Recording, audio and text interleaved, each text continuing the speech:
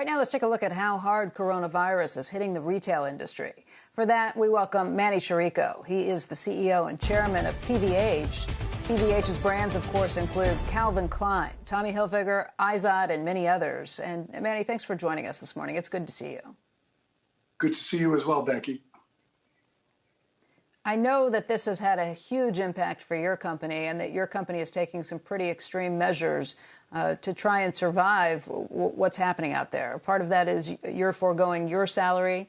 The members of your board are foregoing their salaries, but you've also had to furlough about 75% of your employees. What's actually happening with your company right now? Yeah, it's been a tough time, Becky. Obviously, we've been closed since mid-March. Our stores in North America, Europe, Australia, and South America have been closed by the government edict. It's clearly putting a lot of pressure on our business. We've had to, unfortunately, been put in the position, like most retailers, of having to furlough 75% of our workforce here in North America.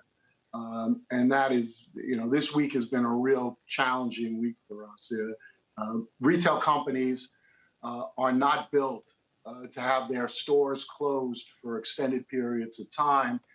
And unfortunately, we need to really plan for the worst and hope for the best. So, we clearly have a balance sheet that can withstand this for an extended period of time. But it's a question of how long that time would be and how cautious we need to be to make sure we come out on the other side healthy, competitively strong, and in a good position to move forward.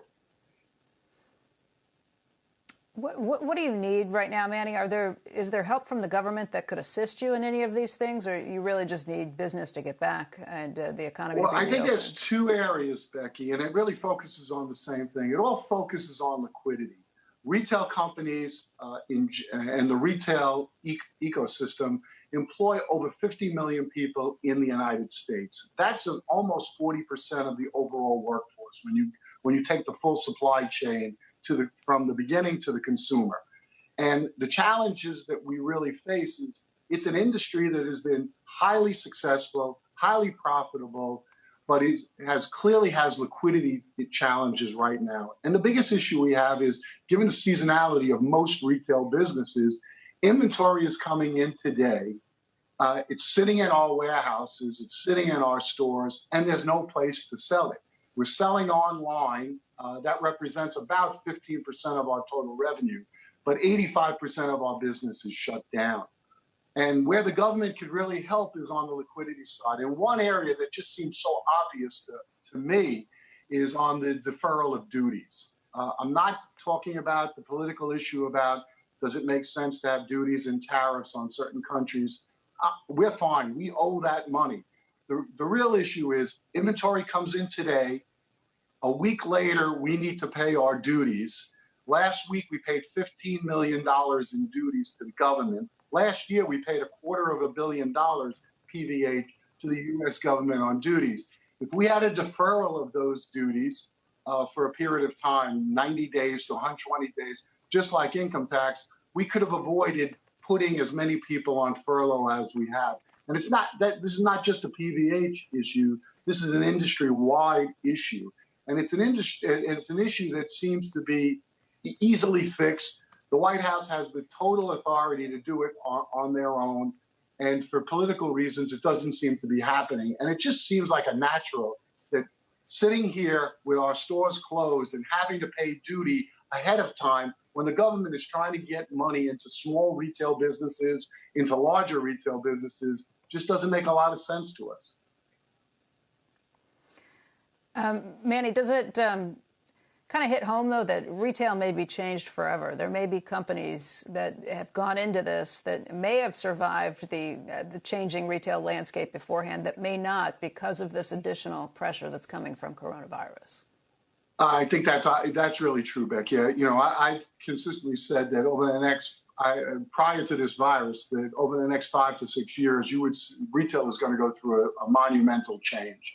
And in two areas, consolidation at the retail level and in the supply level, brands and retailers. I think you will see more and more consolidation, but also store closures. And I think over time, I was anticipating that 20 to 25% of stores over the next 5 years would occur.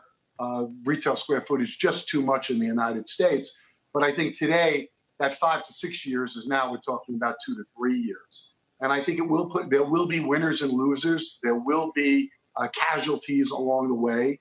And it's going to put a lot of pressure on this industry. And this virus has just totally intensified that and has put a real highlight on the stress that's going to be on the retail community, and particularly on jobs in the United States. And I think from that point of view, it's going to, with 50 million jobs in the United States from the retail industry, I think it's a real concern as we move forward. Hey, Manny, we were talking about how your company is kind of going through this coronavirus, but we should point out that you yourself are recovering from actually getting COVID-19. How are you feeling? I feel, thanks for asking, Becky. I feel terrific. I'm very fortunate. I had mild symptoms, and I was fortunate enough to get through it without any real damage. My wife also, we believe, had it. She wasn't tested, but she had symptoms. And my parents, both 90 years old, live with us in a separate apartment, and we've had to isolate ourselves from them. But thank God everybody's doing well. You are also on the board of a hospital, right? Is it Montefiore? I'm on the board of Montefiore Medical System, and we've really worked very closely with them and tried to help them bring in about 6 million surgical masks.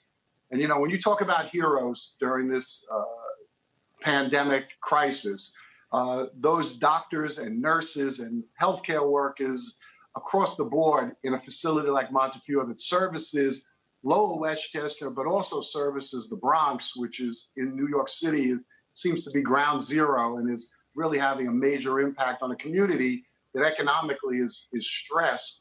The doctors there, led by Dr.